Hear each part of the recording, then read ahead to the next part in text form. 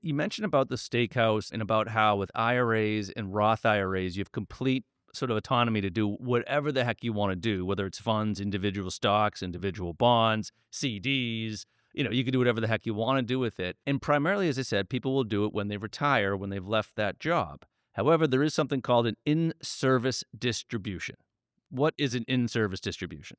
So the best way to think about an in-service distribution is if you are of the age, let's say you're older than 59 and a half, you can do what's called an in-service distribution or rollover, where you can now roll over your outstanding balance, right, whatever your 401k balance is, into your respective traditional IRA or your Roth IRA, depending on how much you have in each bucket. Right. So it's a way for clients, if they're still working into their 60s, to give them better flexibility by investing those dollars in their personal retirement accounts. Now, that's not to say you're going to get rid of your 401k. You're still going to make those contributions. You're still going to make those decisions based off of everything that we've talked about. How much I put in Roth, how much I put in pre-tax, what's my investment allocation, all these things. You're still going to do that in your 401k. Future contributions will still go into it, but the balance is something that you now can basically slide over into your IRA and your Roth to give you a better idea of how I can invest these funds. We're kind of doing the due diligence at SHP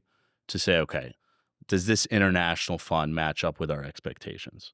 And we can kind of hand select certain funds on our end. And then again, clients can also do that. So that's the biggest reason. Yeah, and I think I think my takeaway for all of our listeners is the fact that you don't necessarily have to be retired or severed employment in order to sort of take control of your 401k. It can happen while still working. Now, there are limitations, 59 and a half, and there's some fine prints, age-wise and different things, and sometimes even company-wise, but just something to explore and to consider.